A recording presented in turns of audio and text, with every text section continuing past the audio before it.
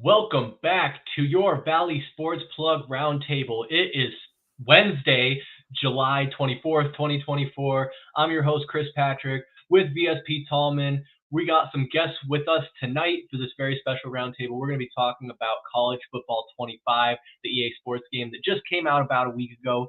We're going to talk about the 2024 Paris Olympics starting this Friday, officially with the opening ceremony.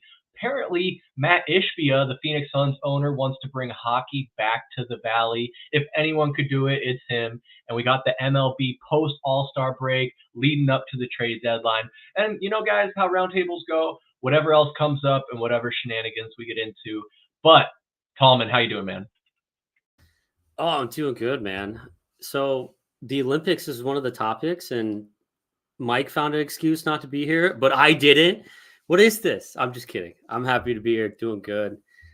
Currently sweating. I don't know about how are you doing, Chris? I'm doing good. I was made aware that I may have been on an incorrect microphone. Yeah, I'm sounding better now. You're sounding a lot better. I should have awesome. caught that.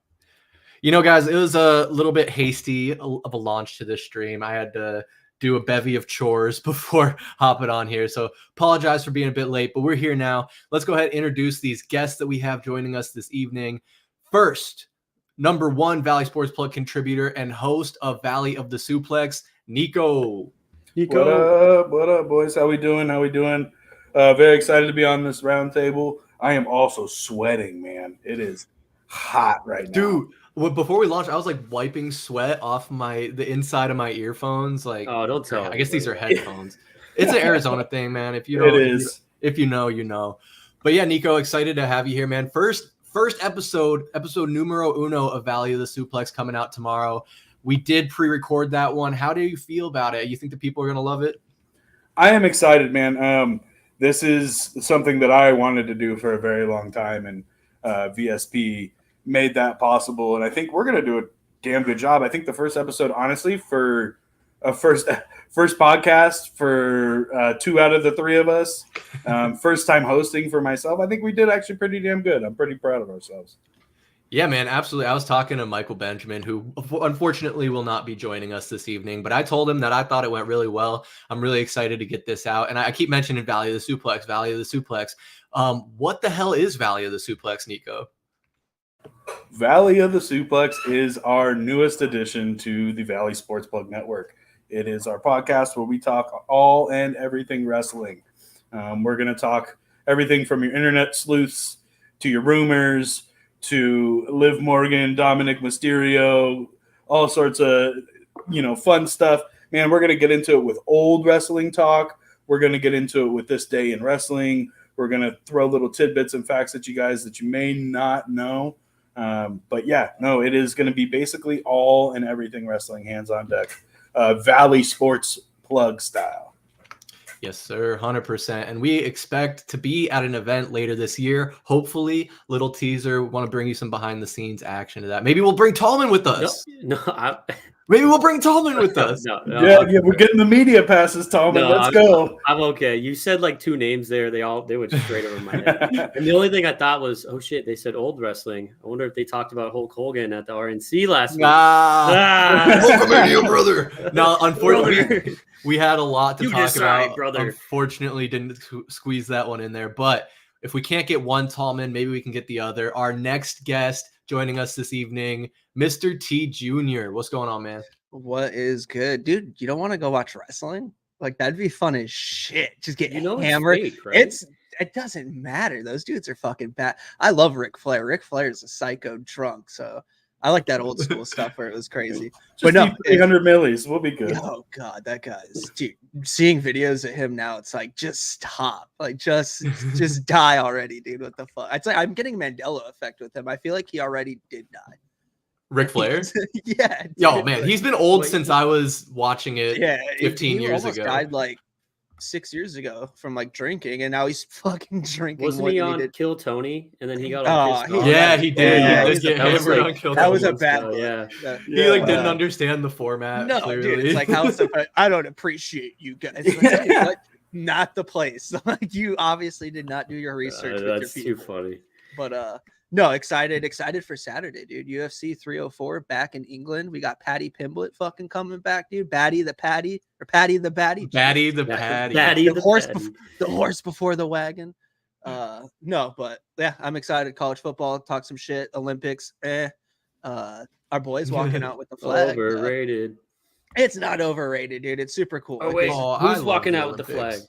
LeBron and It's the opening ceremony. Coco Gauff. Some other tennis bitch. Coco Gauff, yeah. Tennis bitch. Come on, Matthew.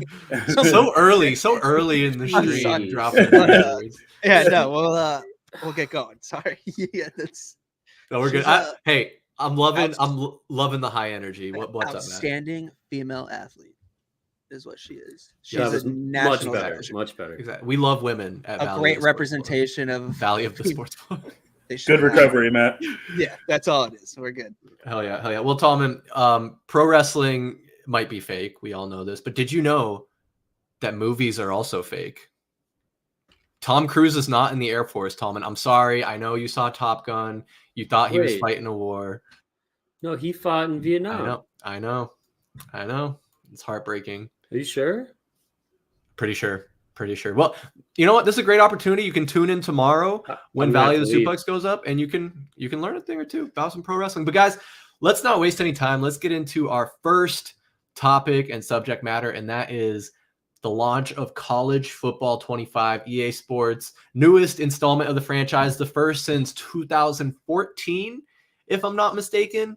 And we were all showing the last copies that we had played prior. Matt, you got that handy? I was playing NCAA 2009. Matt's got NCAA 2013. So it's been over a decade since one of these games came out. And now Why did it take it so long? Because we had to get the NIL, because the player, the likeness, there was a lot of, I think back in the day, there were lawsuits because basically you could buy the game and it was just the numbers. They didn't have player names, but then the community went in and put all the player names in there for you. So you could just do a quick little roster update, and these players weren't getting compensated for it. So they got like $600 or $400 or something to get their likeness in the game. I think it was 600. Yeah, 600 and a copy of the game. There you go. Which is crazy. Why didn't they do that before, when I'm seeing here that they sold 2.2 million $100 copies with early access when this game launched? That's the NCAA, dude. I'm not really good at math, but I think that's $220 million just off early access. I was one of those. I'm guilty as charged. Yeah, me too. Dude, it's, for me, it's like that step in, like what you were saying, Chris, like, why didn't they do, like, what the hell? Like, why didn't they do something like this before? Yeah, the ASU one's sick as hell, man. They did such a good job of like creating the atmosphere of every stadium. Like, I've been playing Michigan, the big house, dude. They got like Mo Mamba playing on third downs, dude. I'm fucking jumping in my living room at 10:30, and my fucking wife's like, "You're on drugs, dude." Like, I'm fucking hyped. I'm like, "Hey, babe, I got a game tonight." Like, I can't, like, I can't do dishes. I can't vacuum. Like, I got to be ready, baby. Kennesaw State needs me, dude. Like, I'm out here setting HBCU records. Hey, bro, I'm so glad I'm not the only one that's doing that with their spouse, because I am definitely walking into the apartment being like, okay, I have a game with Stanford tonight, but none of their receivers can catch, so I got to get out of this program. I need to transfer, because I didn't realize that in your road to glory, you can transfer out of a program. Yeah, hell yeah. Dude, so you finish the year. Oh, dude, I was out. Florida, here we come. SEC. We ended up playing Penn State, though. It's funny that you mentioned the ambiance. We played Penn State, and I was actually like legitimately, and it might have been the like vitamins that I had inhaled previous to playing the game, but like, dude, Penn State's going, and like, there's a whiteout happening, and like, I'm like starting to get a little nervous in my seat, man. I'm like, I hope our whiteouts remember the game plan we planned on Thursday. Like, it's heaven, boys. It's heaven. I don't want to look at how many hours I've logged, but it's heaven. I have not purchased it yet. I honestly really, really want to. I've almost done it twice, and it probably will end up caving by the weekend.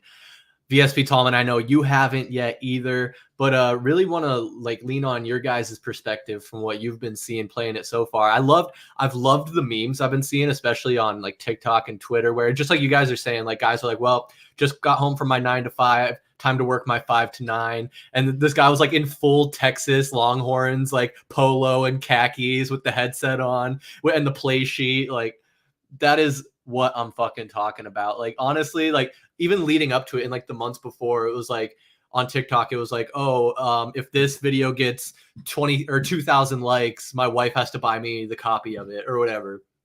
So I should have made some type of wager like that so that I could have gotten it.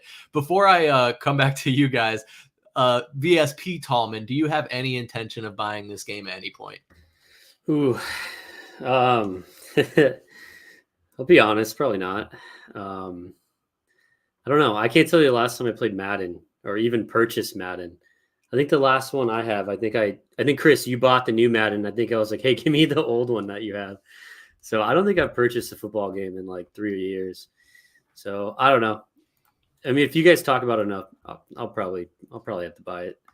There we go. Maybe when we do our draft next month, we do some type of Madden tournament or something. You can sharpen your skills. Maybe that'll get you the itch going to where you might want to pick this game up.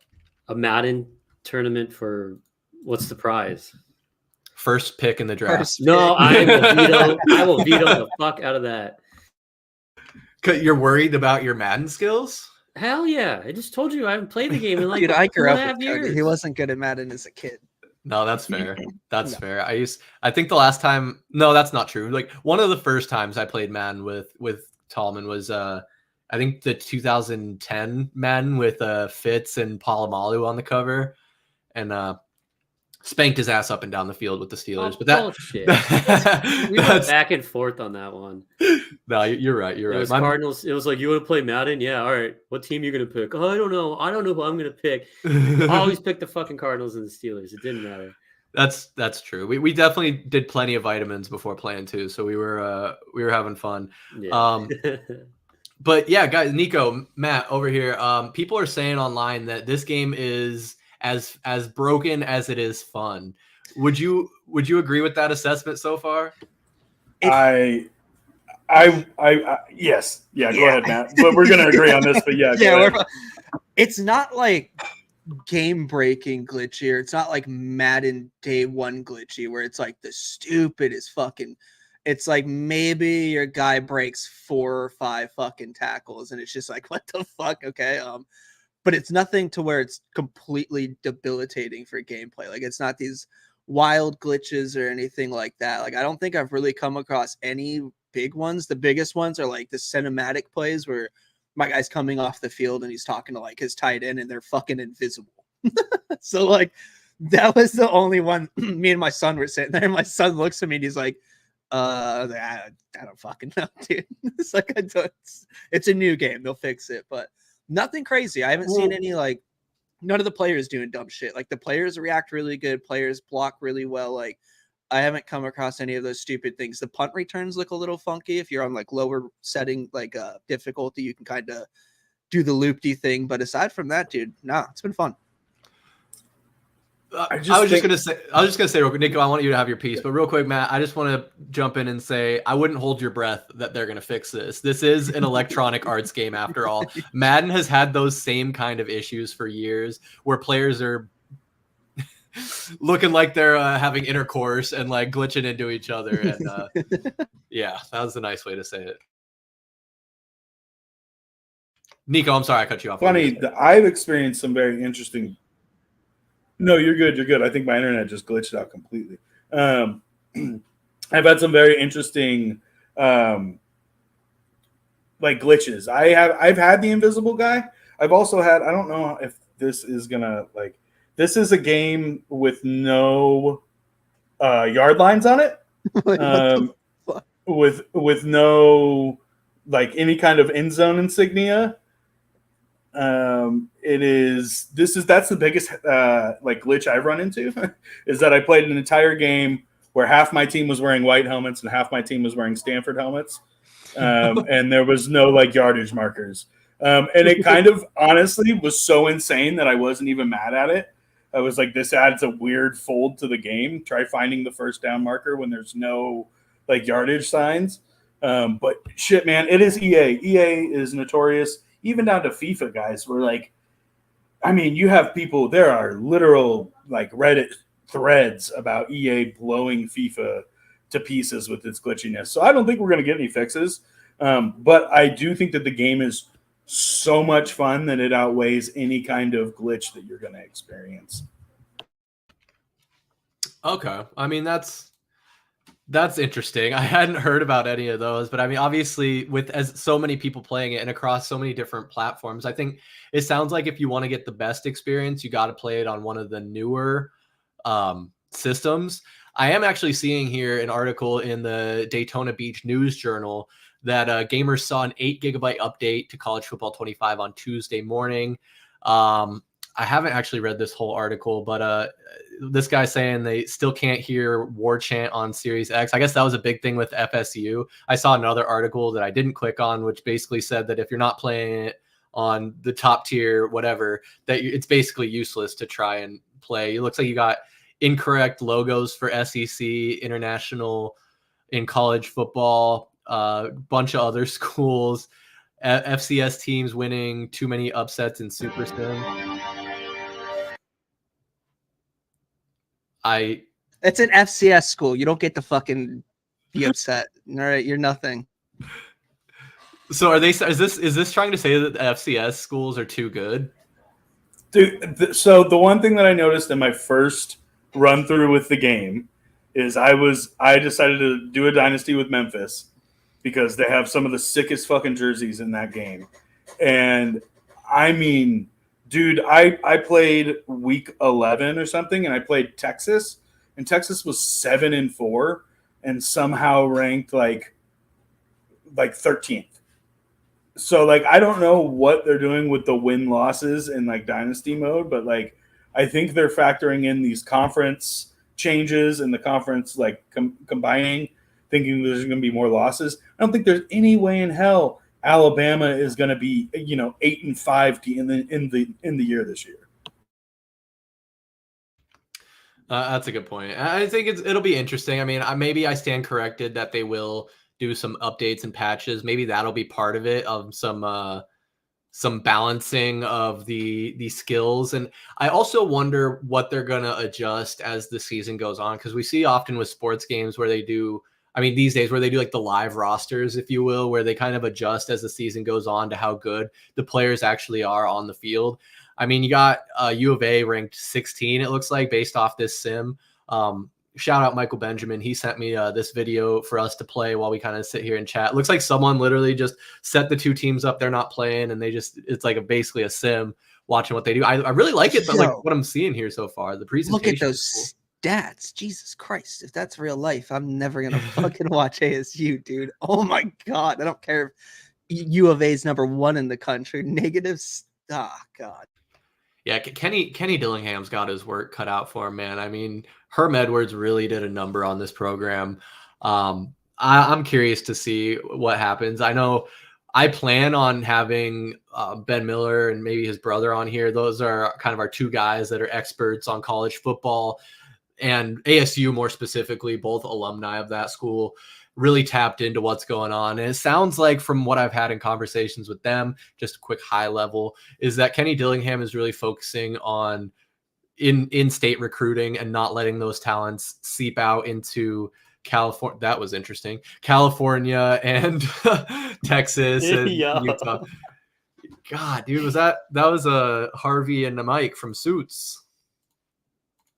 But we're so back. So U of A is clearly stomping ASU in this sim. But so you can just set up two teams to watch them as background noise, watch them play. Obviously, you can just do like a play now exhibition. What other type of game modes are there that you can play? And what are your favorites? I guess, Matt, I'll ask you that question first. What's your favorite game mode so far? I mean, the Dynasty just takes me back, dude. I could sit in that game for fucking 5 hours and not even play a single down and just recruit. And just go through recruiting, looking at prospects, adding prospects. Dude, and it's so much fun. Like, that part of the game for me is like the other night, like Alexis even said it. She goes, "You're not even playing." I was like, yeah, I am. Like, what? It's like, this is playing. I was like, this is why I got the game. It's like, this is what I used to do for hours as a kid, man. So yeah, I think the Dynasty, I saw they added Ultimate Team, haven't touched it. So I'm curious how that is. Yeah, I'm kind of in that same boat. The Dynasty mode is so nostalgic. To be able to sit there and like really like get into recruiting, like your coach, you design everything about your coach down to the recruiting pipeline. So like you're recruiting at I put originally my recruiting pipeline as Arizona. All of a sudden I'm recruiting out of Chandler, Goodyear, Buckeye. They're hitting you with the small towns. They're hitting you with the big towns. It's a lot of fun. I will say, I think it was solidified when like I'm playing as Memphis and my daughter's like, did you send the house? Did you send the house to recruit that guy, Dad? You can't offer scholarships to everybody because you only have 35. So like the second that my daughter's like into it and like assistant GM, I'm like, yeah, I'm sold. This is the best $100 I've ever spent. That's pretty good. So like when she gets home from school, it's like, all right, I need you to go over the scouting reports, kind of see what you're thinking, maybe go sit in some living rooms and see who you want. Do you actually have to like, is it just like you send them on the visit or does that actually show like an animation for you? Like, no, there's no. I wish. EA, that'd be next level. Yeah, EA's done a good job like with FIFA and like their transfers doing that, where they show you like the coach meeting the player at like a coffee shop and the agents with them and they sit down and they shake hands. I thought that's kind of what we were going to get in Dynasty mode, given that it is EA, but at the same time, like I do understand that we were clamoring for this game and I'm not going to look a gift horse in the mouth because I don't get to see the coach recruit. The one thing I do wish is if they let me know my recruiting tactic was successful or not. That's the interesting part, is that like you'll send the house and then you'll do like a soft or a hard sell, and a hard sell is more risky than a soft sell, but it never tells me if my hard or my soft sell worked. So I have no idea until like I've signed Louis Fong, the 4-star DN out of out of Louisville, Kentucky. Like that's the only time you know. But it's pretty, honestly, it's very like it's immersive. You get in there and then all of a sudden you are wearing a visor with a pin hanging from your hat and a clipboard, and you're calling 22 alpha on the run. Like it's crazy, man. Yeah, no, honestly, when I finally do pick up the game, which I will, it's only a matter of time. That Dynasty mode was always what I love doing, and doing the recruiting, trying to get the best guys possible. I think when I was younger, I would like create players to recruit and just like boost their stats. So I would have the fastest, strongest guys out there. I think that's playing with sliders on a little cheap, but probably won't do that when I pick it up this next time. But guys, I think it's safe to say, as far as I know, this is probably going to become a yearly franchise, kind of like Madden and really every other EA Sports game. With this being the first time back in over a decade, do you expect that going forward, they're going to continue to make adjustments and really perfect this game? Or will it be kind of classic EA of just like copy paste? Like, yeah, I really hope it's not like that. But then again, it'd be really tough because I forget how many players it was. It's like 11,500 different players that are in the game. So like they did a lot, and they did a really good job with what they were doing. Like they bit a big piece of the steak and had to chew that thing, and they did a good job chewing it. They didn't choke. I think the sales, you were saying, Chris, was over 220 million just based off of like the first 2 days, something wild. So no, I think it's one of those things where you're going to see the success that they had with it and kind of just keep going. I think it's created a whole different cult of people that don't like Madden, that are like against Madden, against the NFL. And they're like, fuck you, I love college football. Like, I love college football. Don't get me wrong. I love the NFL, but like, man, like I will buy this game every year until I'm dead. Yeah, I think even if they went with a copy and paste technique on this, which I think I agree with Tallman is kind of hard. Even if they do, it's still a really good game and it's a lot of fun. So I don't know. I think even if they did, I wouldn't be that upset. Like update the jerseys and call it good, Yeah, no, I think that's fair. Tallman, I know this conversation might be boring you to death, and I want to get you involved. We're gonna keep it pushing, but I just have one Wrap last it question. up, B. I just have one last question for these guys that I just thought of, and I don't know if they know the answer. But I know, if I'm not mistaken, in past iterations of this game, you could do your created character, have them go through 4 years of college, and then transfer them to Madden to get drafted. Is that something they've incorporated in this one? I don't know, but that was always a really cool thing. I'm unsure. They would be really, really, really stupid not to, because it was a really cool feature that they had that kind of made it like that next step to be like, oh, dude, I'm gonna play all 4 years and go to the NFL. On top of that, though, Chris, you reminded me. I'm so upset. And like the 2013 and 2014, you started in high school, which is sick, dude. So you played you played your high school, and based off how you played in high school, you got offered contracts and stuff. So I'd really like to see that come back. That was really cool. This year it was like you answer a couple questions on a phone from some lady, and then you get to go play. That's why I went to Kennesaw State as a freshman. It's the only team that let me play. But yeah, I'd like to see that come back. Aside from that, fucking love the game. I was just gonna say, I think it only makes sense for them to do that, because then you get to sell 2 games instead of 1. But Niko, what you got? Well, no, and that's what I was going to say, is that they have deluxe packaged college football and Madden together. So they're selling them in a package deal for like $150 or something like that. So I don't know for sure. I heard that the player transfer was not involved, which I do think is a giant miss, because I think Madden's like road to glory mode is severely lacking and has been for a couple of years. And I think that if you had added that link between the college football and Madden, you would have definitely had a lot of people who maybe wouldn't have played Madden and are like, oh yeah, I'm definitely going to take, Crangus McBasketball to the NFL, and we're going to play quarterback, but even with that, man, I do think I will agree with Tallman. Fuck, man, why can't we play high school? This whole even answering the questions, I don't know if that even had an effect on where I went, because I've done 3 different Road to Glories, and I've gotten the same teams every single time. It's like ASU at the top of the pack, Auburn. I don't want the same teams, man. Let me fail or win on my own regard. Yeah, no, I think that is a big miss if they didn't do it. But again, that's something that just maybe because this is the first time back, they had to dip their toes in. Maybe that's something we'll see down the line. But enough of this. ASU is absolutely getting their asses whooped right now. I don't know if I can watch that too much more. So let's switch up topics here, and let's introduce another guest joining us tonight, and that is Ian at Dead Boy Donut. What's going on, man? Yo, how's it going? Yeah. What's new with you, man? How you been? I'm pretty good, man. Just been working, trying to grow weed, just living a simple farmer's life. That's all I'm up to. What's new? What's going on? Well, so we just spent about the last close to 30 minutes chatting about college football 25.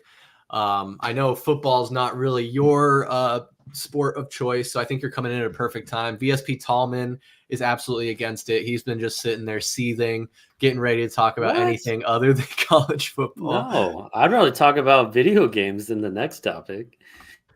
Okay, so I guess since we're talking about video games here, but briefly, I guess to get you guys looped in here, Ian, what have you been playing lately? I know you're a gamer. Christ, I don't even know. Skate 3. Honestly, I'm still picking away at that. Oh yeah. Fucking great game. I'm gonna have a hot take and say I don't think a better video game has come out since. Yeah, honestly, that's pretty hot. It holds up, man. I even went and downloaded Skate 3 back again because I'm pretty sure it's on Game Pass right now. Yep. Which it is. So yeah, so that's one that holds up. Tallman, I know you're a big Rust player. Very niche. Not a lot of people play Rust, but is that pretty much all you're grinding on these days? Yeah, it's been my addiction the last 6 months. That's it. Fending off raids and counter raids and all that fun stuff. Nice. Well, it's an incredible game. maybe in the next couple months we can just do a strictly game stream. You can tell us a little bit more about your endeavors into Rust. We'll check in on college football 25, and I can talk about playing old school RuneScape, and we'll just have a really good time. Yeah, man. I started playing again in 2020. Took about 7-8 months off, but I just actually renewed my membership last week, and I've been playing a little bit again. You sound like a cigarette smoker, Chris. Yeah, you're paying for it?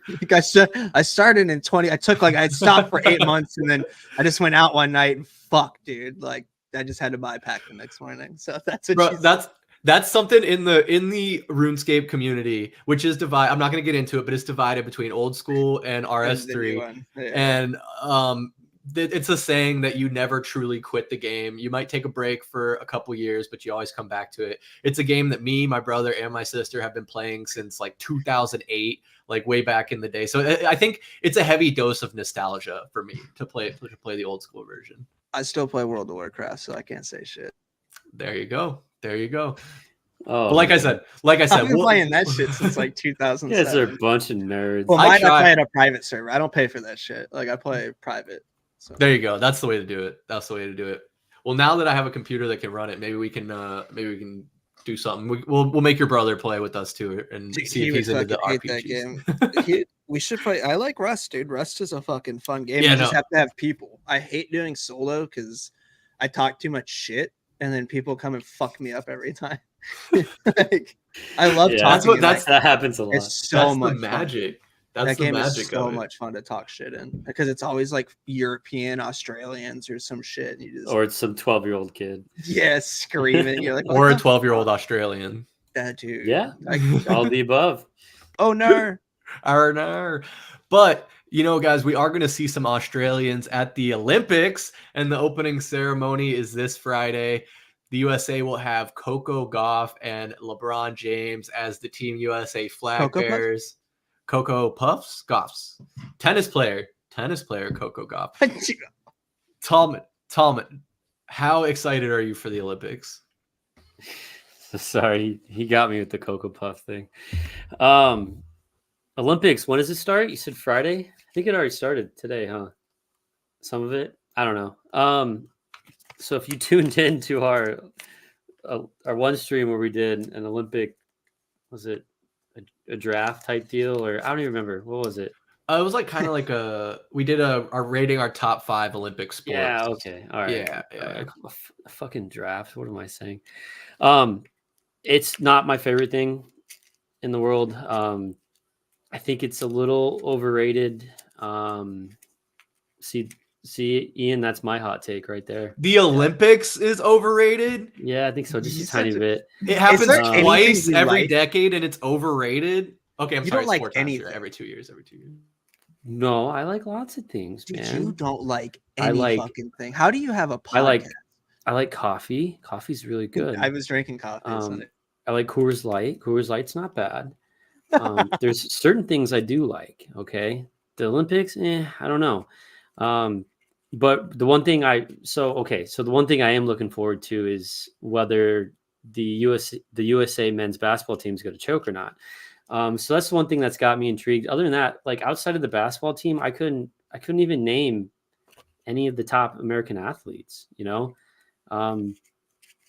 So yeah, I answered that question. Pretty long-winded. Yeah, take as long as you need. Niko, Olympics. Are you an Olympics guy? Are you going to have it on in the background while you're playing college football 25? I've got all the recordings set, guys. I am an Olympics guy. This is something like my mom growing up made a very big deal for us as kids. It was, it's on once every 4 years. And, like my mom is a child of German immigrants. So it's, the only time that we really got to see German soccer on American TV. And there's a lot of like really cool things, at least for the Olympics, that like probably instilled from a very young age as to why I get interested in it. But I don't know, man. I fucking love them. I'm excited. I don't know. It's very bizarre. Anytime that you got me up at 4 a.m. watching speedwalkers, Like that's a very bizarre thing. But there I will be, and I'll be going into NBC, the NBC app, and listening to Snoop Dogg talk about it, because I do believe that would be much more entertaining than maybe Bob Costas. Wait, that's a thing? Oh yeah, Snoop is like an official like NBC correspondent. He was in the last summer games too, but like this year they're giving him like his own like commentary platform. Oh my god. What is he not doing nowadays? Do we know what sports he'll be covering? Making good music. You got me there. Yeah.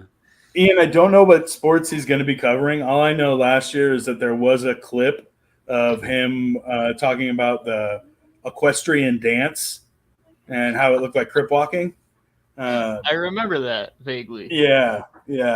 So I do think that we're going to get a lot of very interesting Snoop takes.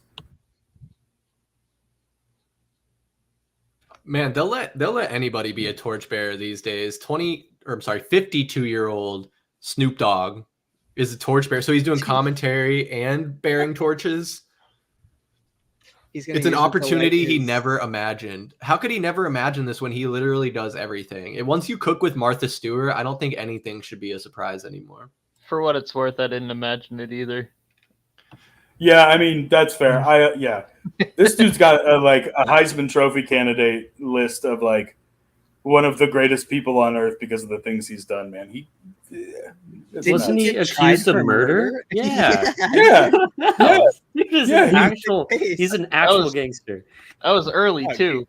No, that's early 90s. Yeah, he's a thug, dude. He beat those allegations 20 times over at this point. Yeah, he beat him like Bobby beat Whitney. Shit, beat him like OJ. Well, didn't he do the whole song like "Murder Was the Case"? Mm-hmm. I think that's exactly. 187 is the case that they gave me, and then 187 on a motherfucking cop or something like that. We're not YouTube. We're not advocating for violence. We're talking about Snoop Dogg. Yeah, talking about Snoop Dogg. No cop killing. Yeah, but you can also be accused for murder and then 40 years later be smoking weed with Oscar-nominated actresses' mothers in green rooms. Incredible. Okay, so Tallman is a no for the Olympics. Niko is a yes. I'm a yes. I share a similar feeling of this is something I grew up huddling around the TV, watching every single night for 2-3 weeks. Fucking love the Olympics, summer, winter, doesn't even matter. Matt, are you going to be tuning into the Olympics? Yeah, I like the Olympics. I think I'm curious if I can gamble on the Olympics. Is that something I cannot do? Yeah. Is that real? I believe so. Yeah, definitely can. Yeah. Oh, dude, this just got so much fucking better. I'm not going to say that. We're going to get kicked off YouTube. No, you're good. What do you want me to say? I'm not saying it. But yeah, no, I enjoy it, dude. I think it's one of those things that it being, every 4 years is the summer, or is it every 2? Do they go? I think it's every 4, isn't it? Because I know COVID fucked it all up. So, but yeah, I just as something to wake up at 4:30 in the morning and you turn the TV on and you're like, oh shit, they're running the 4x100. And you just sit there. Next thing you know, it's like 9 a.m. You're like, fuck, I did nothing today. Like this whole morning's gone. So, yeah, you can. Okay. Damn. That'd be a lot of fun, dude. Also very dangerous. It's crazy that you can bet on like everything. And this is when you know Archery? You're a degenerate gambler, when you're betting on canoeing and archery. Click on archery. What are the odds in archery? Who do we have in archery? So it looks like Korea is heavily favored. I do not doubt that. That's all they have. They don't have guns over there, dude. They just have bows and arrows. Kim Woo Jin, Kim J. Kim I'm J. not even gonna take a stab at that. Dude. Kim J. Dick. Who's a plus 800? That fucking, what is he, Turkish? Mehdi Gazaz, Turkey. Oh, yeah, I think so. I'd throw 50 on him at the beginning and just let it ride. Dude, look at Brady Ellison. I mean, this dude is from Texas. He wears burnt orange. He fucking hunts bison on his off time with a bow. I'm putting 50 on Brady Ellison. I was gonna say a name like that. That dude rides bulls. All right. Well, since we're on the topic, I think I have to pull up a picture of Brady Ellison for you guys. We need to see him. This might help your betting. This might help you make a decision. Look at that hat. That hat has Arkansas. Oh, brother. I'm surprised he hasn't scraped it against the ground, so it's got the fucking plastic showing. That dude, he eats this candy shoe. This is the dude that Arkansas hires to trank their actual boar that they bring in for their mascot. He like hunts it with like wind scents and like, he's like, you smell that? You smell? Hey, close. Now some bitch close. We gonna get him here. He picks up like a shit and he's like, yeah, he's this way. He was here about 12 hours ago. Hey. And he's like, yeah, it's fresh. Like, no, but dude, that guy, I might throw fucking 20 on him just based off of that hat, dude. That hat has fit him when he was like 15. If you go back, it's not on his head completely. Right, I wouldn't take him unless you see a case of Natty Ice somewhere nearby. Yeah. Here's a cooler behind him. You can't see it. That's why it's waist up. Because he looks like Leo. He looks like Leonardo DiCaprio a little bit, dude. That dude he kind of does. He's like backwoods Leo. What was his name? I bet Brady Ellison? He's playing college football 25. Any bets on where he's from? Leonard DiCaprio. 100% Arkansas. Yeah, he's like Arkansas or some small city in Texas. Bro, an American archer. He's 35 years old from Glendale, Arizona. Shut up. You have to bet on Brady Ellison now. No, you gotta go for the hometown. He's the hometown kid. What the fuck? As a child, he suffered a leg. What the fuck? He's diseased, bro. He should be in the Special Olympics. He's diseased. He's in the wrong Olympics, bro. What do you mean he's diseased? He's diseased? Read the where are you seeing suffer? Okay, personal life. What is a childhood hip disorder. Get that off. We're not going to be able to. A disruption of blood flow to Chris, what are you showing right there? It's an X-ray of his penis. It's flaccid. It is flaccid, gentlemen. We're fine. Jesus. Start archery as a child in Arizona. So it's not like he's not like a transplant. He's like legitimately from here. That's incredible. His wife's name is Toja Cream. Toja Cream. She's also an archer. Is she taller than him? Oh, from Slovenia. Good job, Brady. There you go. Good for him. Good for you. I mean, no American chick's gonna be like, you do archery, take your pants off. Like, that's not happening. Like, that dude is so far away from chicks. See, this is why I don't like the Olympics. What has the last 7 minutes been? These are the stories we just never know about that. Through talking about gambling, randomly picking archery, we found a hometown hero to get behind. Look at the Koreans. One of the Korean archers. Okay, let me pull up. Look up Liwu suck. Look up Liwu suck. Liwu suck. All right. Be careful. They're going to put your ass on a no-fly list. I got to make sure I pull this up before I actually. Okay. Type oh God. Carefully. Brady might have some competition here with this guy. Oh shit! Watch him be like the fucking South Korean Robin Hood. Oh, that's tiny. Hold on. He looks freaking locked in. Let me see if I can find a good picture to pull up. I can't tell. His nickname is the South Korean Sniper. Is that what it is? Are you serious? No, that'd be sick. They call him Chris Kyle. I don't know. I just pulled that out of my ass. Yeah. Dude, all of his Korean pictures. Chris Kyle. All of his pictures, Korean Chris Kyle. Jesus. All of his pictures are like super. He doesn't even have. He won the gold medal in take pictures. He won the gold medal in the men's event chicken nugget. What? Men's chicken nugget. That's the sport I'm. I don't. It's just they just put. I was gonna say. They find. Pretty sure I placed in the chicken nugget event too. Yeah, they placed the poorest person in South Korea on with that chicken nugget. All right, here's Lee Woo Suk.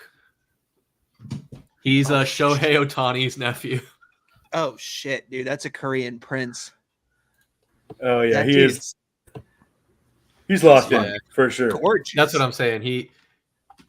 No wonder that Brady's not as close to being favored because that's honestly. This is the Korean Prince Charming, dude.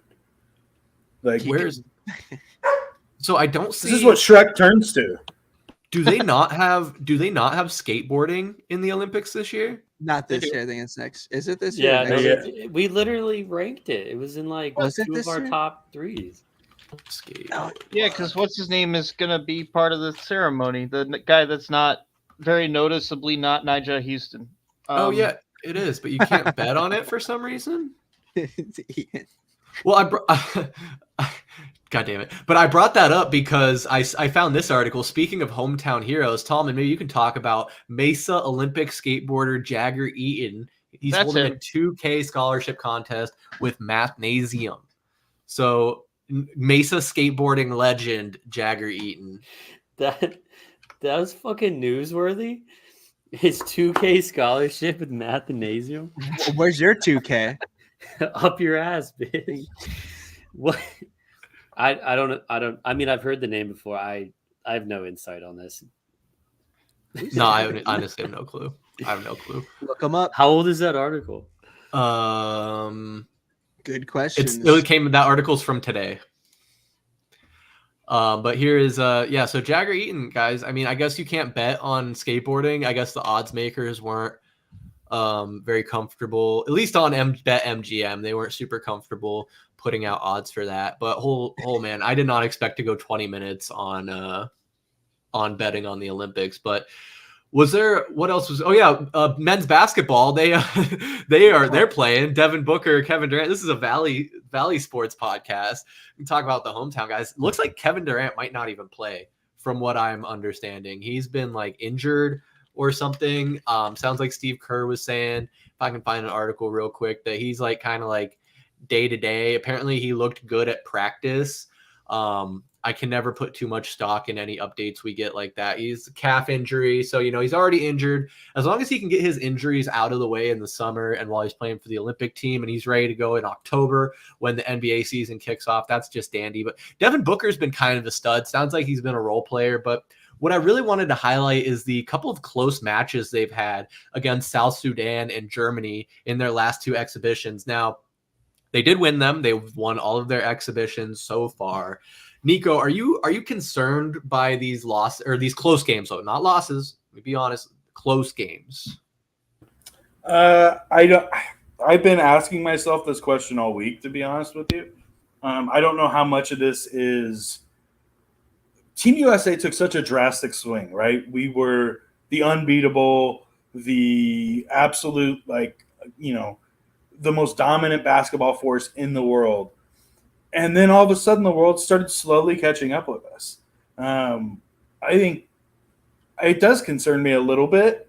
I don't think we lose to South Sudan or whatever it is in the Olympics. I think if we have to play them again, we beat that team by 40. But it is a little concerning, especially when you have a bunch of guys that know that they can take their foot off the gas pedal and put it back on. The difference is that like Team Canada with SGA and Jamal Murray, like those guys aren't going to take their foot off the gas pedal. So I don't know. It's a little worrisome when you start to see a little bit of lackadaisical, maybe is the word. Also, like as a Suns fan, Kevin Durant can sit for the Olympics. He doesn't need to play. He played his most amount of minutes last year for us. I think we don't need him to play in the Olympics. No, I mean it's us being probably a little selfish. I don't want him to play. The dude's got a calf injury. Last time he had a calf injury and he was playing for Coach Kerr, he tore his Achilles. So granted, I know this calf injury is as bad as that last one when I think he got hurt in the finals or something, right? But no, I mean I would love to see him just sit on the bench and not play at all and collect his gold medal, because isn't he going? Is this going to be a gold medal if Team USA wins? Right? It's 4. I think 3. It's going to be 4. 3. A record. I think it's 3. Is it 4? 16? I don't know. Someone needs to fact check that. Let me look it up. Durant's been on a lot of these teams though, so that's very possible. He's Mr. Team USA. But in 2020, he was the Olympics most valuable player, for what it's worth. Yeah, I mean the dude's been killing it in the USA play. So obviously he wants to be there. And then you saw who was it? The news report today was he's not going to play Sunday against Serbia. And then Durant's agent comes out and says, not true. So I don't know. Who do you believe? It's really hard to believe, but I'm with Niko though. I'm okay if he doesn't play because Durant's coming off a season where he was the most healthiest he's been in the last 5 seasons. So, and this a good way to compare it. All the men's soccer, right? In the Olympics, all the big European and international superstars for soccer, a bunch of them aren't even playing for their home country because the football club that they play for, who's paying them $500 million, gets to say whether they can be involved or not. It's that Mbappe guy from France. I forget who he plays for, Real Madrid or something. I'm throwing it out. I'm not a soccer fan. But he actually just got signed to Real Madrid. So they came back and they said, no, you can't play in the Olympics for your home country. And guess what? The Olympics are in his home country. And so the NBA doesn't have that same, I guess, privilege, or I don't know. If you're Ishbia, you can't sit there and say, Kevin Durant, you can't go play for Team USA and win your 4th gold medal and, set a record for, men's USA basketball history. So you got to support it, but I'm against it.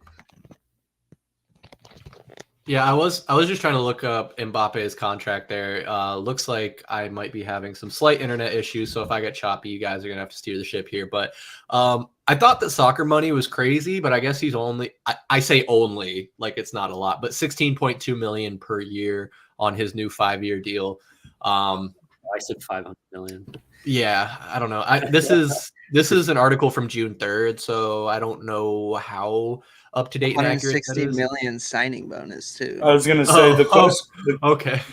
The question is the signing bonus and how much the team paid for Mbappe, because I'm sure Real Madrid paid like $500 million for Mbappe for his rights. Yeah, it's like modern day slavery. Oh, because they had to buy him. Crazy. They had to buy him from PSG, right? Or soccer's wild, man. You can just go, I like your player. Here's $500 million. Can you loan him to me for the season? They do loans. So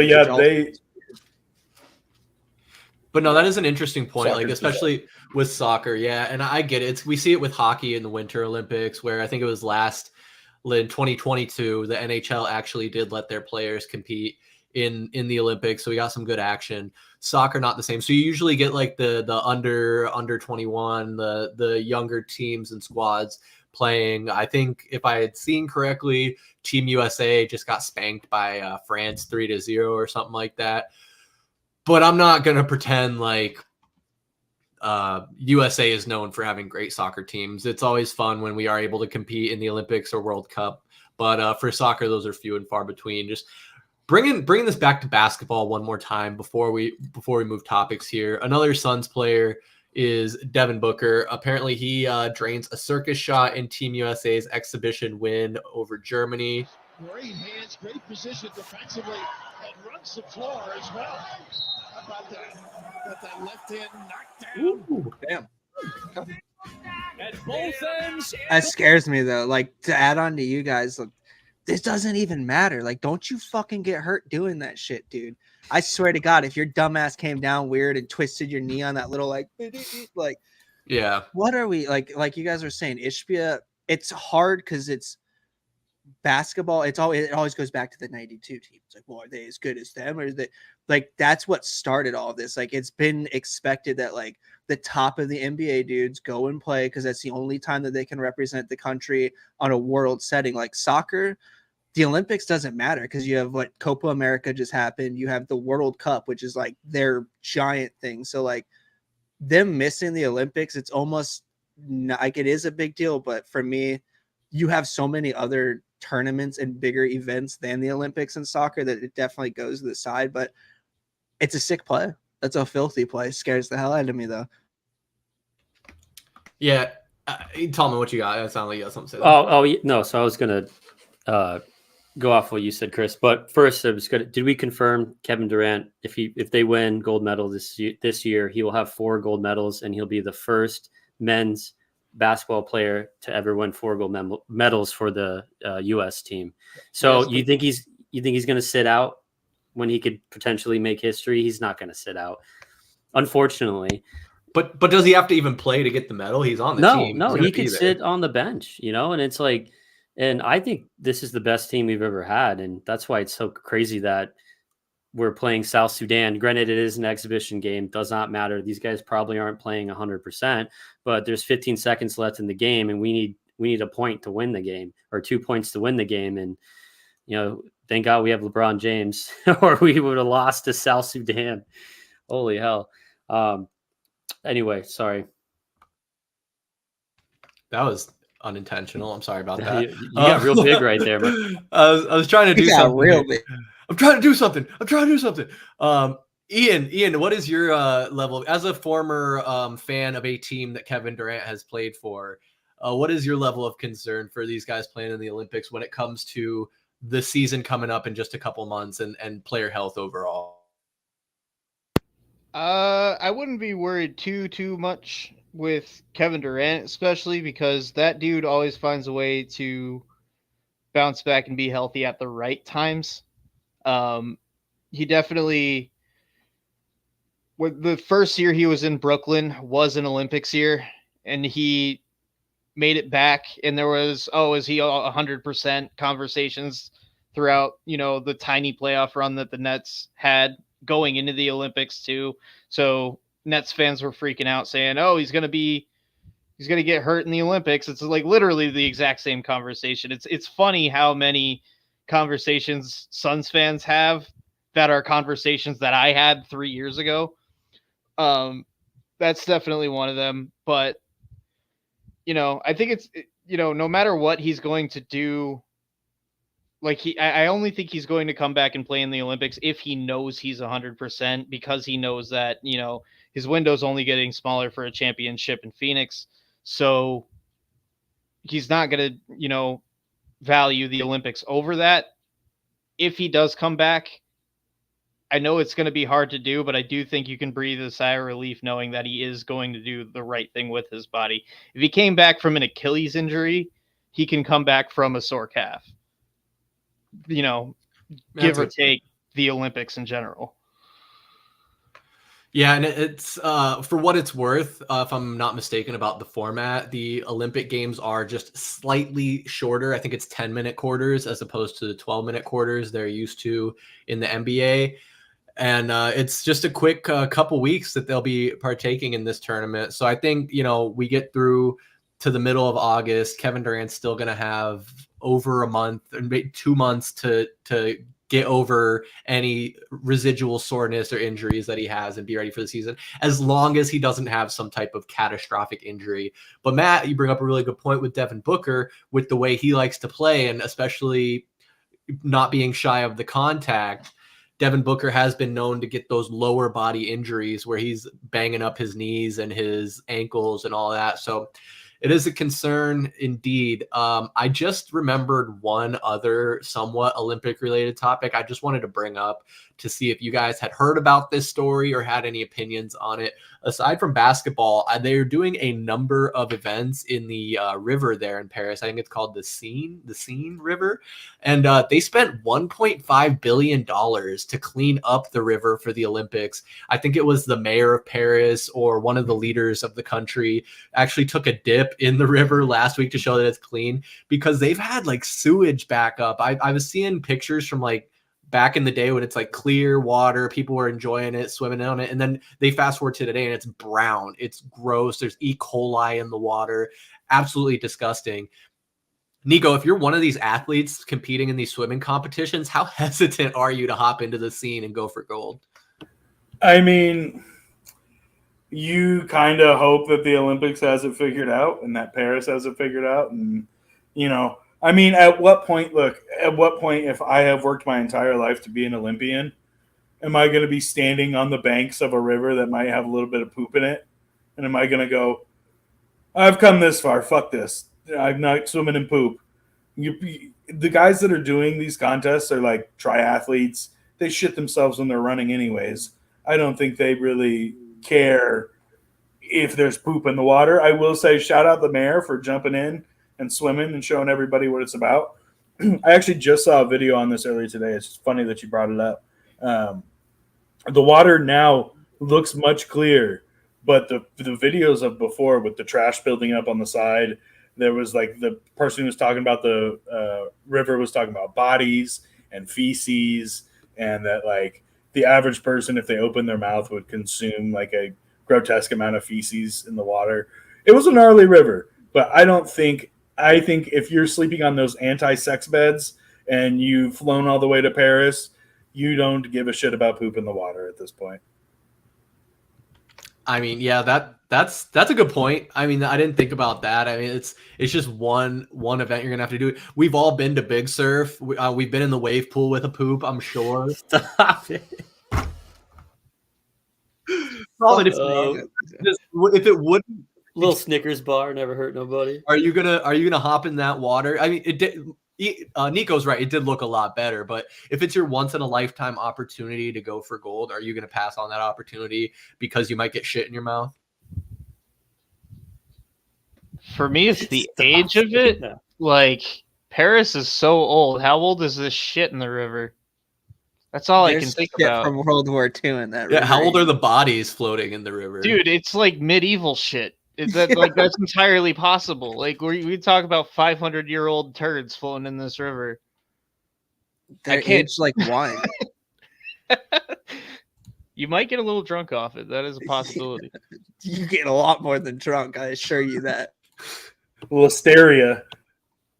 Yeah, dude. What a trip, man. It's crazy that like it's funny that when countries, because I know what China or whoever the hell had it, like they do these giant cleanups. So they do, and it's just funny to see like how much money they pour into it. And then you go back and look at like the stadiums that they spent X amount of dollars on, that there's 80 dead people buried underneath. It's now like a homeless shelter. It's like, what the fuck? Like, oh, dude, that's rough.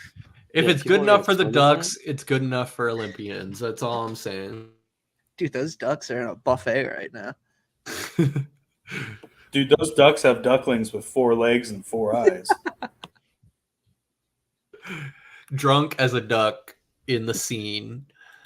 But yeah, should be interesting. I'm sure those events will be fun to watch especially being outside. I think that's usually like the longer distance swims that they're doing. I mean, hey guys, when they do triathlons and stuff here in town, they jump in Tempe Town Lake. If you're jumping in Tempe Town Lake, how much different is it, right? I mean, Ian, you lived in Tempe for a while. Would you swim in Tempe Town Lake? Nope. Yeah, well, all right. Well, but you're not winning a gold medal jumping in Tempe Town Lake either. So yeah, I mean, your point still stands because I wouldn't swim in that French River either. But if I would swim in Tempe Town Lake, I would swim in the French. Yeah, I see what you're saying. Right. I'm just trying to bring it back to a Valley perspective here. And I guess, okay, Olympics coming up. Tallman's not watching. The rest of us are. We'll tell you all about it. What's funny though is, Tallman, I bet you're gonna place some sports bets on it though. You might not watch it, but I would bet that you're gonna bet on it. You think I'm gonna be betting on archery? Absolutely. I was thinking badminton. I know badminton's your sport. Badminton. Bet on something that happens at 2:30 in the morning.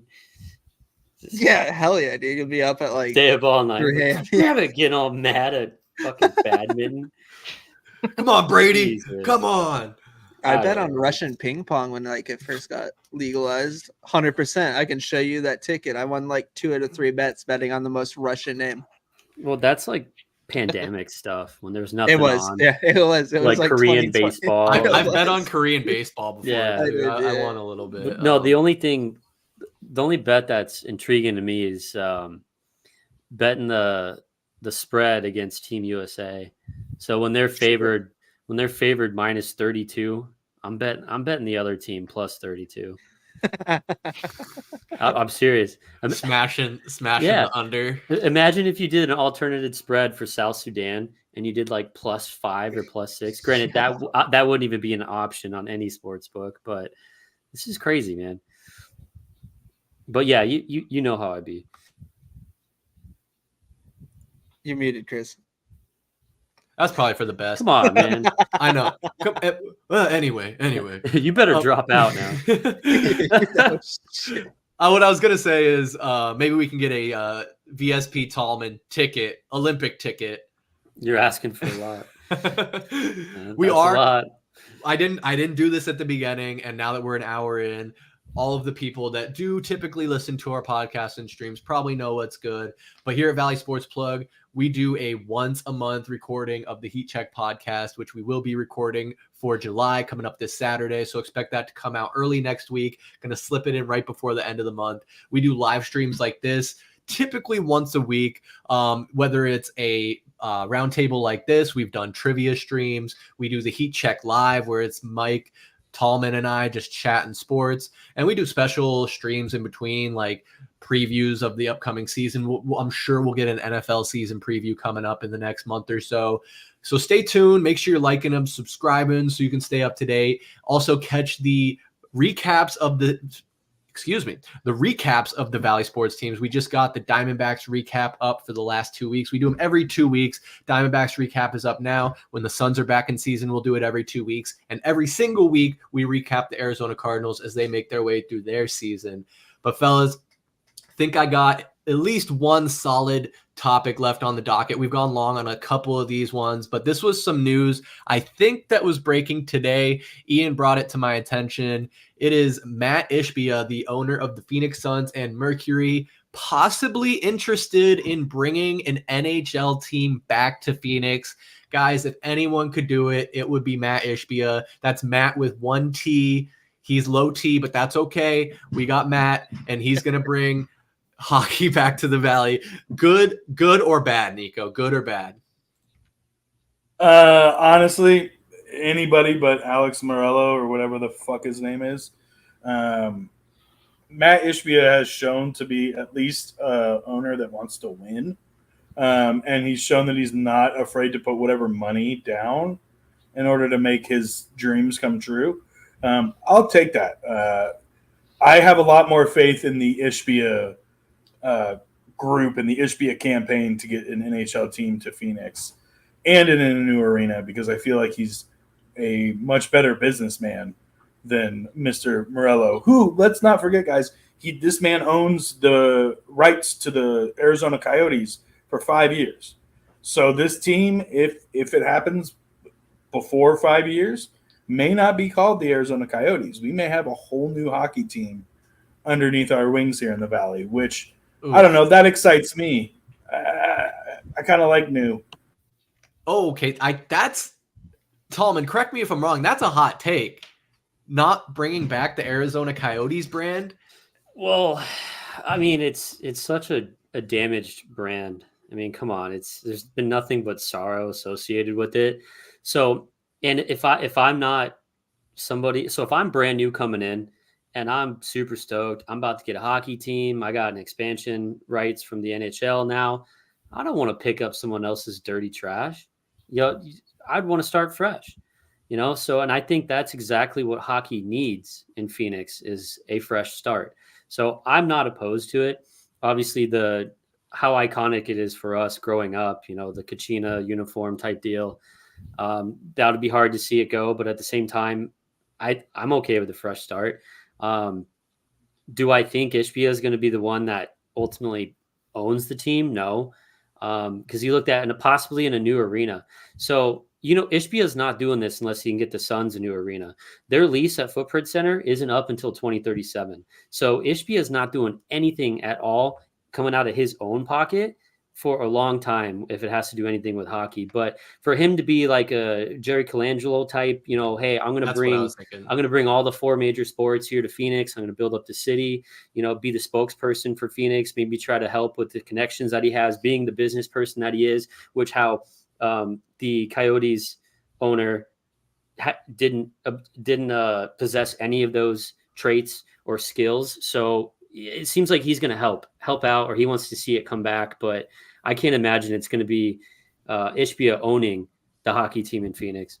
Yeah, no, you're probably right. I mean, I definitely want to hear what you guys have to say about this. But real quick, just since we're on the topic, I got this pulled up here. This is the article in Sportico by Barry M. Bloom. I'm just going to read the first bit of it here. It says the Arizona Coyotes and the National League Hockey have fled Maricopa County for Utah, but the sport might not be gone forever. If any sports figure in the city is equipped to bring it back, it's Suns and Mercury owner Matt Ishbia.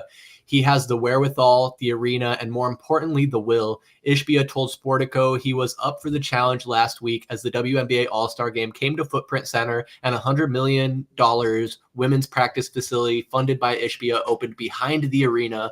He said, I'm definitely going to be a part of the community, and if I can help bring hockey back, I'll look at that. He said, it's definitely something I'm interested in. It's a 4-sport town. I'm disappointed we don't have a hockey team, but I understand what happened, and we're going to try and fix that one day. So that's the important caveat, right, Tallman? One day. Matt, do you think it might not be till 2037 that we see that happen? I don't think it'll be that long. I think what he'll do is he'll get like an ownership group and piggyback it to have it be what it used to be, where they played in the same stadium. So it'll be one of those things where like you get the goodwill of the community. Cause yeah, a lot of people are a little bit like pissed off. Like I loved I didn't really go to a lot of games because it's in Glendale and I'm not driving an hour and a half because it's hard to get drunk and drive. But it's illegal. It's hard or it's illegal. It's illegal. It's not very hard. You can do it. Just be smart. But I think He does not condone. Don't drink at Valley Sports Plug. Does not condone drinking and driving. Do not. Matt said it's actually really easy, but just don't do it. You just have one eye. But yeah, no, it'd be one of those things where like I don't think he owns it. He's not going to be like the head owner, but I think he gets the I guess you would say like the owner group, the people with the money to make the purchase happen, and then use that as like a, hey, like we'll do something. We'll put, X amount of dollars into the stadium right now, get it to where hockey can be played in the stadium. And then you guys do that for 6 years or whatever. And in that time, we'll go get a new stadium. We'll build it so that it's perfect. And we'll have both sports in mind. And then we can get it funded by tax dollars or whatnot. So Ishbia is not paying for it. So I don't know. I think the dude's smart. I get really Elon Musk vibes from the guy, like local Elon Musk, where like the dude's just, I like him. I think he's a really smart guy. I think he's very business minded. If anyone's going to do it, it's going to be him. You said tax dollars. I think we can throw that out the window with what the Coyotes went through. I mean, shit, the Chiefs can't even get tax dollars, and they've just won 14 Super Bowls in the last 5 years. It's just, it's that tight. That's how it is in this day and age. I mean, everyone's going to vote that down. I'll pay. Yeah, okay. No, I don't know. We'll see though. Maybe, who knows? Maybe he comes up with this great thing. Like, you have a lot of people that are upset that it's gone. So it's like, all right, well, what do we have to do? Like, a lot of people didn't like Alex Morello. Like, that dude was a fucking douchebag. Like, he was a conniving, kind of like shady, shisty casino, like, guy. Like, the dude was a fuckboy. So like a lot of people didn't want to do it because it was him. Like, I'm so happy, and I want it to not be the Coyotes. I think that'd be really cool if it was like a rebirth, a complete rebranding of hockey in the desert. So it doesn't have like this tarnished Coyote, like, I don't know. I like the logos. I can't believe what I'm hearing right now. This is such bullshit from my perspective, because that's like saying, oh, Robert Sarver tainted the Suns brand. Let's not be the Suns anymore. Let's do a complete rebrand because Robert Sarver sucked as an owner. Like, what are y'all? Is it the same thing? What? We're talking about a franchise that was founded in the 60s versus a franchise that was founded in 1995. I mean, brother, I love the Kachina, but like the fact of the matter is that piece of shit Morello owns it. So that's the one stake of ownership, is that he owns the right to the name, image, and likeness of the Arizona Coyotes. So if we want a hockey team in 5 years, we better get comfortable with the cacti cooler or whatever we're going to come up with, because it ain't going to be the Coyotes. But I do, and Chris, I feel you from nostalgia sake. I have a fucking Kachina sweater in my closet right now that has my birth year, my last name on it. It's one of my favorite especially the 90s, like 97, 98. They even brought it 99. back, that same color scheme. It's an iconic brand in the Valley. Yeah. But I do think that if you look at the Kraken and the Knights, you look at the most recent expansion projects the Utah by the hockey NHL, team. Well, we're not going to count that yet. But if you look at the Kraken and the Knights, man, they came onto the scene and boom, national fans. They had fans that were not just in Vegas or in Seattle, and it all had to do with the jerseys they rolled out, the marketing, the ownership groups were on top of that shit. And if we can get, which I think we can, with a Matt Ishbia group, and it may not be Ishbia at the helm, but if it's an Ishbia group, man, I would love to see how he would roll out a new franchise, because that excites me. I get you there. That could be exciting. Ian, I need an outside perspective here. I don't know. I know you're kind of a casual hockey fan. I think most of us are kind of casual hockey fans. I don't want to speak for everyone. I am very much so that. And I feel passionately about the Coyotes because I'm from here, born here. Niko's right. It's the nostalgia for me. But now that you've been in the Valley for just about a decade, I think, Ian, that you've been out here, what would be your thoughts on all of that? So in the 8 years I've been out here, the 3 Arizona Coyotes fans that I have met, we're not saying, yeah, we got a really good history. This team is really good. No, it's pain, self-loathing, self-deprecation. I'm all for a fresh start. I think people in Winnipeg also want a fresh start because we have their records for some reason. I'm all for a rebrand.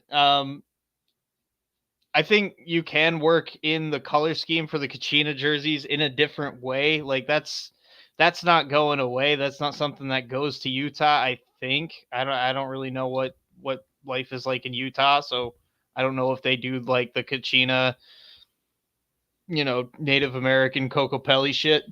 But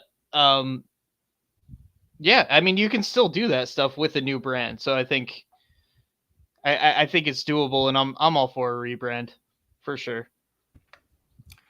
Okay, that's fair. I think maybe I'm just a little bit because it's so new. The wound is fresh; it hasn't fully healed, and by the time this comes to fruition, if it does, it sounds like it's just a pipe dream for Ishbia so far. I'd get behind it because he is right. Phoenix, by all means, should be a 4-sport town. We are like the 5th biggest metropolitan area in the entire country. Yes, we have a lot of transplants, but there's no reason why we shouldn't have all 4 major sports teams because for better or worse, we still end up selling out most of our sporting events or selling a good number of tickets, whether it's home fans or away fans. Ian, I know you're in Chase Field every time the Yankees come here. All the Cubs fans flock to Chase Field for their once a year little treat when the Cubbies roll to town. It is what it is. But final point being is that Arizona does need a hockey team. And I even thought when they left for Utah, I thought that if anyone was going to be able to do it and have the will to do it, that it would be Matt Ishbia. So I'm excited that he's kind of coming out and actually saying that. It gives me a lot of hope that he's actually saying that on the record and it's not just like pure speculation or a game of telephone. But guys, before we move on to maybe one last topic, about 10, 15 minutes maybe left on this stream, any last thoughts on hockey in the Valley? Tallman? No. All right. All in favor, say aye. Aye. Passes unanimously. I just want to talk on real quick, and I'll be very quick about this. My little brother played hockey in Arizona. Arizona, believe it or not, is one of the best states for hockey. I know that's doesn't make sense because we're in a desert, but like Austin Matthews came from Chandler, Arizona. Matthew Tkachuk, by way of Arizona. His dad is literally Keith Tkachuk. Arizona has put out decent hockey players and continues to. So I think if anything, for the youth and the high school scene, there needs to be a professional team here. And the Coyotes did a lot for the youth and the high school scene to make hockey happen at a lower level in Arizona. And that is the one thing. And yeah, ASU hockey had been, dude, my neighbor across the street was the original goalie for ASU hockey when they were brought into like no longer a club sport. And ASU hockey is torn off. Josh Doan, yeah, for sure. We have tons and tons and tons of Arizona hockey players that would, I think, you'd be doing them a disservice if you didn't have a pro team like here. Yeah, I get it. A lot of people say like hockey in the desert doesn't make sense, but look at what Florida just did. Hockey in Florida doesn't make sense either, and they won the goddamn Stanley Cup. So cut it out. You play inside. Nobody's playing on a pond. I know they do the Winter Classic, which is all fun. It's super cool, but they're never going to have the Winter Classic in Phoenix, and that's fine. Although hockey in Chase Field would be pretty bitchin'. That would be pretty cool. I'm not going to lie. I want to see more gimmick games like that, though. I know college basketball did like the Carrier Classic where they played a basketball game on it. So dope. I remember one of the logistical troubles with that is that the court was getting slick. I don't know if it was like condensation or like this just being literally on the water. But yeah, I don't know. I love shit like that. I can't get enough of it. But yeah, man, hockey in the Valley. We'll keep tabs on that. I'm sure as news breaks and news develops over whatever the coming months and years, we'll be on it. Hopefully, I mean, guys, let's be honest. Here at Valley Sports Plug, we never really covered hockey to begin with, but it is nice to be a four sport team town. But guys, the last topic I wanted to touch on before we get out of here is the fact that we are past the MLB All-Star break and we are in the home stretch. Got about a month and a half, I think, if my math is correct, to finish out this baseball season. The NL wildcard race is tight. The Yankees, Ian, to get you looped in here, they're going for their division title against the Orioles. It looks like worst case, they'll be getting in via the wild card. But in the NL, I just want to look at this real quick with you guys. We have the Braves, the Mets, the Cardinals, and the Padres currently ahead of the Diamondbacks. Right behind us, the Pirates, which are about to play 6 games with the Diamondbacks in the next 2 weeks. The Reds not too far behind, the Cubs, the Giants, and fuck it, even the Nationals. So it is tight. How hopeful are you, Tallman, that the Diamondbacks will be able to play strong these last couple months and secure one of those wildcard spots? Oh, very hopeful. Just right now, watching them absolutely come back and not just win by 1 run against the Royals, but win by 4, but we won 8-6. And of course, in the bottom of the 9th, the Royals had a chance because we're in KC, and your boy Paul Sewald comes out and gives up 2 runs. But thank goodness it wasn't 4, and we're not in the 10th inning right now. But we won. So, hey, we won another series. And one thing that's consistent with this team is they keep winning series. We can't get the sweep, which we know. I know Mike would love to say something about that right now. But I'm extremely hopeful about it because something that's extremely promising right now is the performance that we saw out of Montgomery coming back yesterday. Granted, he only went 5 innings. He was on a pitch count, so he wasn't going to go more than 70 pitches, according to Lavello. But he pitched great. He went 5 innings, only gave up 1 run. He put the team in position to win, and they won. And he got the win. So him coming back, as long as he can, stay in that form, and it seems like this is right at the part of the season where this guy gets hot. What did he do last season? He got traded at the deadline to the Rangers, went on an absolute tear, and helped the Rangers win the World Series. So helped the Rangers win the World Series against the Diamondbacks. So hopefully he's going to repeat that this season. Hopefully he gets hot. And we just can't stop saying it in Arizona about this baseball team where we're going to get healthy. It's only a matter of time where we're going to see those other 2 pitchers. I mean, I know one of them's real. Merrill Kelly's real. We've seen him before. He's a real person. But I think Eduardo Rodriguez, I don't even know if he's a real person. I went to a D-backs game when they played the Blue Jays. We're walking down the main concourse. And they have his big poster up, Eduardo Rodriguez pitching in a D-backs uniform. I'm like, that's fake. He's never done that. He hasn't done that. No, like what the hell, guys? But he's still yet to be seen. Is he a myth? Is he the Yeti? But we're going to get healthy. And those guys are apparently playing bullpen sessions. They're going to get into simulated games. They're going to get their rehab almost done here. And we're supposed to see them in the next 2 to 3 weeks. So what's super promising, though, Ryan Nelson, he pitched pretty good today, decent, right? All you can ask out of your starting pitcher is put you in a position to win the game. No starting pitcher can win a game if your team doesn't score runs, right? You got to have that offensive support. The bat's got to be working. But Ryan Nelson's been good. Brandon Pfaadt's been the ace of this team for the last 2-3 weeks. He's been filling in for Zach Gallen. Hopefully the milkman comes back. He had a promising recent start. And if we get those other two guys back, Kelly and Rodriguez, and if Rodriguez can just be serviceable, he doesn't have to be a stud, because this rotation is just so heavy when we're healthy that it could be incredible. And this team is primed. They're primed for a big run right now. So I'm super hopeful that we're going to be seeing a wild card berth, and we're going to be seeing another postseason run by this team. We just have to avoid having pitchers come out of the bullpen and being guys that are going for the cycle on the opposing team, making Torey Lovello get ejected. Niko, I want to get your thoughts on all that and the wild card push, but I do have one specific question for you.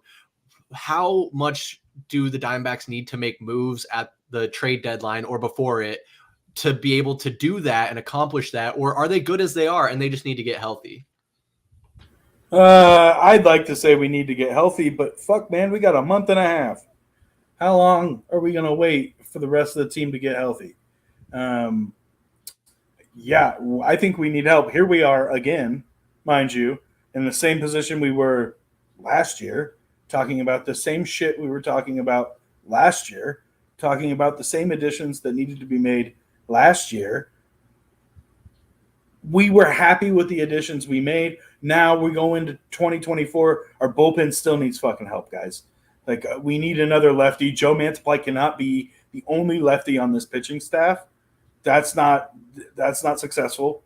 Two, Paul Shitwald right now has got a case of I don't know what when he comes into the game, where I would like to have somebody that maybe we can fall back on in a scenario where Seawald comes out and the first pitch is fucking a 2-run yop to left field. Like, I don't – we definitely need help. Honestly, I think we might need a bat too. I think Eugenio Suarez has not been what we all imagined him to be. Yeah, I don't know, man. The team is – and maybe this is me doing my classic the Diamondbacks suck again and we're terrible and I'm a jaded Arizona sports fan. But, like, shit, man, we need something. And I was looking at that wild card standing. Dude, Pittsburgh's a hot baseball team. Like, don't sleep on Pittsburgh coming in and taking the Diamondbacks slot in that wild card position if we don't play with our heads on in the next 6 games. And I don't know. To answer your question, yes, I do think we need help. I think we need some sort of help somewhere. I don't think it's as bad as it was last year, even though I know I kind of made it seem like it was. I think that, like, maybe we need to get another guy to come off the bench, and I think we need bullpen help. We need to really be honest with ourselves as to what Eduardo Rodriguez is, and do we need a 4th or 5th arm in that rotation? Is he going to be back in time, or should we just toss the fucking towel in? Because he's been hurt since a month and a half before the season started. Now here we are, 100 some odd games into the season, and dude is just as extinct as the Blazers back in like 2019 signed Festus Ezeli from that Warriors championship roster. They gave him a shit ton of money. Festus didn't play a damn minute in Portland. This is what I'm afraid of with Eduardo Rodriguez, is that we have the Festus Ezeli of the MLB, and we're not going to get any kind of, like, anything out of it. Because we paid him. We paid him well, too. Yeah, 4 years, $80 million. So he's not going anywhere. No, but I do worry about a guy sitting out for that long, trying to come back to a team that is contending. I know with pitching, it's a little bit different, and baseball especially, you don't have to worry so much about chemistry. This guy's obviously been pitching for a while, and he's pitched at a high level. But I've also heard that Derek Hall hasn't ruled out going out and getting another starting pitcher for this rotation, which, I mean, that's great to hear. This is something that you wouldn't have expected of the Diamondbacks even just 2 seasons ago, for them to be aggressive, and putting themselves in positions to win. And they did it all without having to switch ownership groups or really do. It's still the same guys. It's Torey Lovell is the manager, Derek Hall's the GM, and the name of the owner always escapes me because he stays out of it, which I do kind of appreciate. I do appreciate an owner that puts up the money and they let the guys that they hire do the work. But Matt, what is your prescription for the Arizona Diamondbacks here for the next 2 months? What do you think they need to do? I think we just need to get help. We've gotten to this point where we're saying that we're in the same position we were last season, but I feel like last season we needed a lot more help on the roster. I think we just need to get healthy, dude. I think that bullpen's struggling. The blown saves by our boy Paul, seeing those the 27 ERA and 0.2 of an inning pitched, like that stuff's a little scary. But I mean, if you look tonight, like VSP was saying, all you want from your starter, I think he pitched six innings. You just want him to get you through about 6 to 7 innings. Don't blow the game. Put us in a position to where we can have somebody come in as a middle reliever, pitch 1 or 2 innings to get us set up to where we close out the game. That's all we really need. We don't need anything crazy, but not having, our stud guy, and we have that backup kind of like the wish.com version of an ace. Like, we just need to get healthy. I think once we get healthy, the team will be, I mean, it might suck though, because the trade deadline's like 8 days, 7 days, something like that. So I just 6 days. I think it's the 30th. Is it 6 days? Yeah, it's the 30th, right? So yeah. Is it the 30th? So yeah, it could be one of those things where like we're in the middle of August and we're just like, fuck, dude. Like we messed up. But I just think with how tight it is, anybody could, slip. I think Pittsburgh, like Chris was saying, is a really good team, dude. Our boy Paul over there is living the best life of any human being on this fucking planet right now. So it'll be interesting. I want to see. I think sports in Arizona are more exciting when the Diamondbacks are in contention, or like we're doing stuff, or like it just makes it so much more enjoyable. Like we didn't have that for a while, where like the Diamondbacks after the All-Star break was like, all right, well, you want to spend $3 on a ticket and go watch the fucking Diamondbacks get crushed? Like, yeah, cool. So we don't have, it's nice to just have like something to look at and to get back into baseball and to be like, all right, cool. Because for the longest time I was like, yeah, fuck it. It's like, we're gonna do the same Arizona Diamondback thing where we're the best team in the fucking major leagues for the first 2 months, and then all hell breaks loose. And then next thing I know, I look and we're like 10 games out of it. It's just, at least we're not the Chicago White Sox. That's all I'll say. This is true. We're also not the Colorado Rockies, who crazy. They win games that they just shouldn't have. They won. I don't know if you guys saw, they won, I think 20-4 against the Red Sox today. In 7 innings too. In 7 innings. They didn't score in the 8th or the 9th. Yeah. Bonkers, dude. The Rockies have some young guys that are exciting to watch. Nolan Jones. They did throw a bunch of money at Chris Bryant, which I think it's really confusing that he went there to end his career, because he's going to fade off into insignificance. But Ian, we've been hammering on the NL here, and we bring you on for your more nationwide perspective, being more well-traveled than most of us. Niko might be the next most traveled out of all of us here right now. But let me pull this up one more time here, because the AL picture is looking a lot different than it is in the NL. You got the Yankees on top of the wild card there. They're just 1.5 games behind Baltimore. So very, very possible that they could win their division outright. It looks like they have the 4th best record in the AL. The AL West is just absolute garbage. The fact that the Houston Astros, who started their season like absolute trash, are on top of that division, and the World Series champions Texas Rangers are 3rd in their division. I didn't even mock them well, so now I look like the idiot. But Ian, I'm rambling here. I want you to share your perspective on the Yankees and the American League wildcard picture. Yeah, wild card's tight. I mean, right now it's between us and Baltimore. That's what it is. That's what it's going to be for the rest of the season. There's a lot of bad blood between Baltimore and New York too. They hate us. I completely understand why, to be fair. That's what it's going to boil down to, really. I to be honest, can you pull up that is the wild card. I'm sorry. Twins are gonna fuck it up. They do every year. That's not really a thing to be worried about. Royals can get hot quick. Red Sox, it gets kind of funny because I just watched the highlights of the game today where they lost 20-7. Something pretty awesome happened in that game. I don't know if you saw, so I'll definitely save it to when I'm not answering this question. But really, it's can the Yankees survive choking as bad as they are right now? If they do, they'll take the American League East, and then it'll be the Orioles in the wild card. If not, Yankees will be in the wild card again, and will probably be bounced by the Astros again.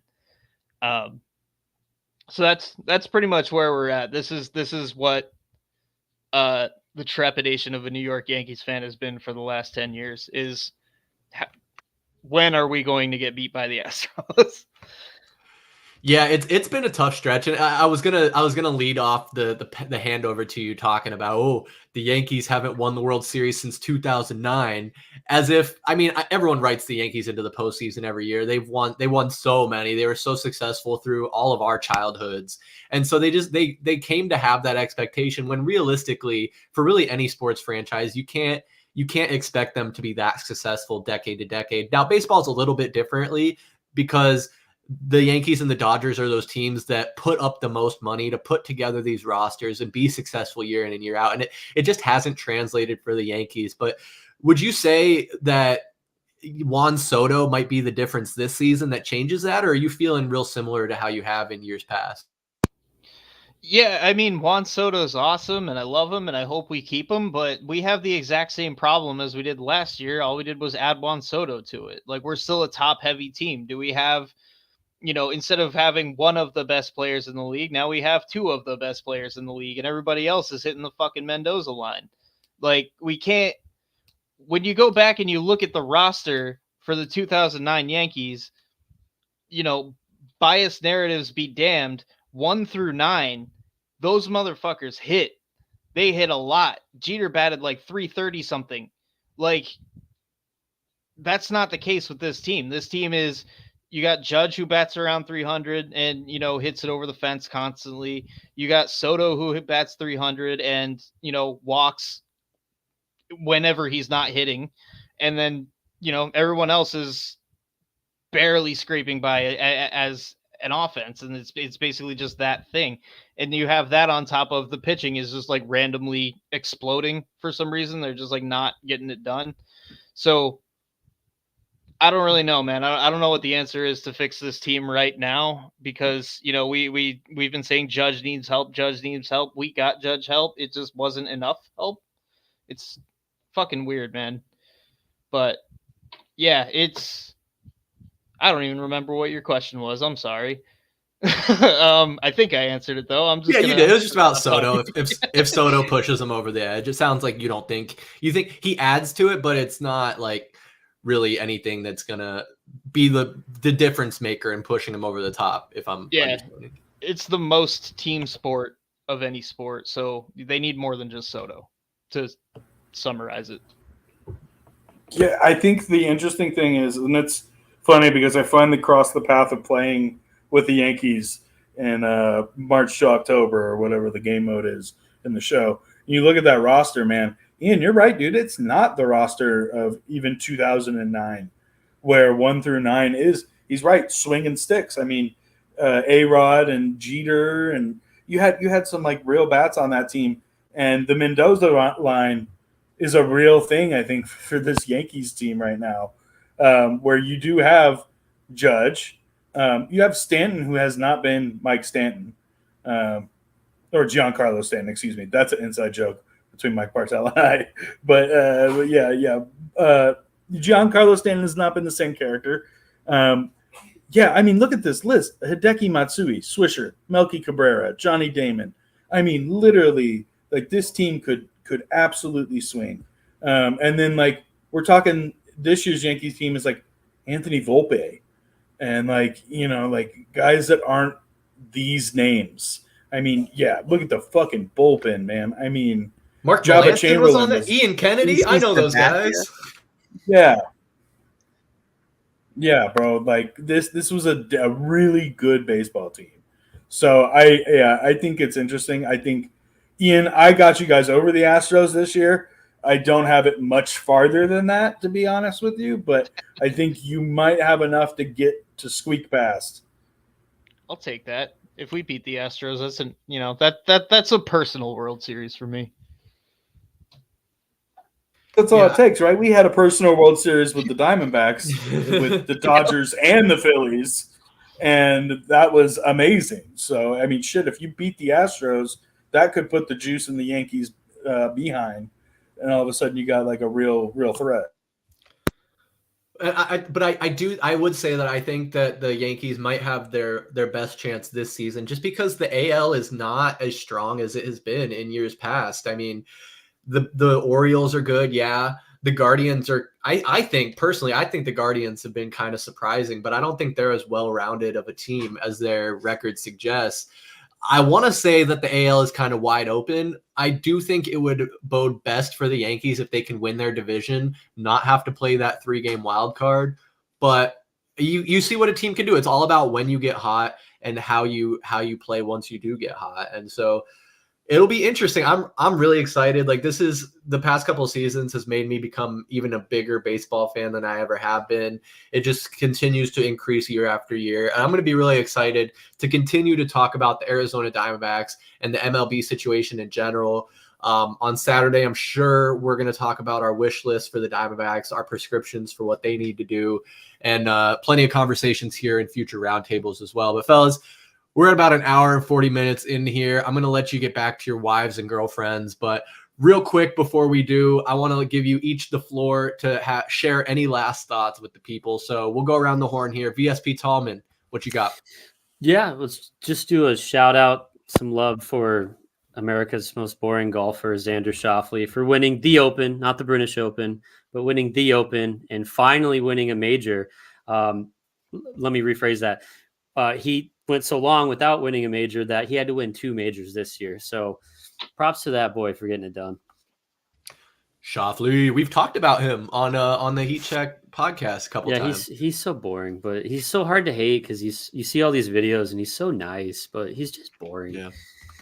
And that's what a lot of people say about golf more broadly, but I enjoy it. You enjoy it. You, me, and Mr. T Jr. just went out and played a interesting round of golf, to say the least. But Niko, floor is yours, brother. What you got?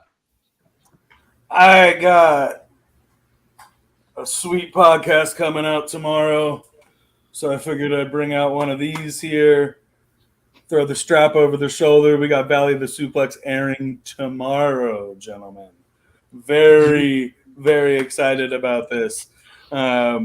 Otherwise, nah, man. I, shout out to Mr. Benjamin on his date. We missed you. Miss you, Mike. Yep, love you, Mike.